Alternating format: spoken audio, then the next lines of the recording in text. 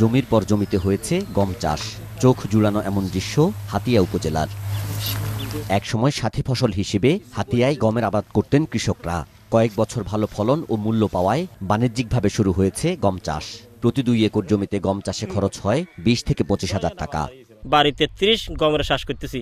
আলহামদুলিল্লাহ আমাদের গমের চাষের অগ্রগতি ভালো দেখাতেছে, গম ফসল ভালো হবে। এই ধরনের চাষটা আমরা আরো করলাম, বারো বাড়তে হইলো, তাইলে গমটা আর বাইরে তো লাগলো না, বা আঙুর দেশে উৎপাদন হইলো, আমরা খাই জনগণ বাঁচলাম। 20 থেকে 25 হাজার টাকা খরচ হয়েছে। বিঘে আমাদের লাভ হবে এখান থেকে 30 থেকে 40 হাজার টাকা লাভ হবে। প্রতি বছর ফলনের পাশাপাশি বাড়ছে চাষির সংখ্যাও। সরকার চাহিদা অনুযায়ী বীজ সরবরাহ করলে গমের আবাদ ও উৎপাদন আরও কয়েক গুণ বাড়ানো সম্ভব বলছেন সংশ্লিষ্টরা।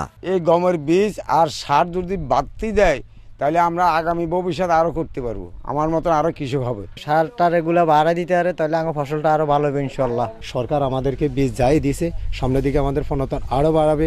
নিম্নস্তর 3 বার পানি দেওয়া লাগে। আমরা সরকারের কাছে একটা আবেদন, এখানে হয়তো নলকূপের ব্যবস্থা।